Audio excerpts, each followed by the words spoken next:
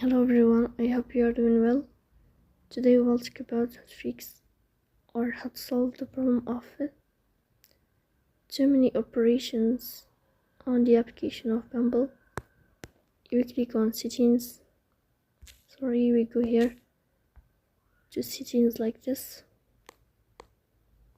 Then we click on apps, default apps, app settings. In this page we click on Bumble. Then we click on first stop and we click OK. Here we go to storage. In this page you click on clear cache.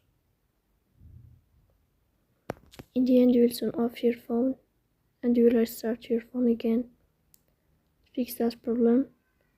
So please don't forget to support us by like and subscribe. See you next time.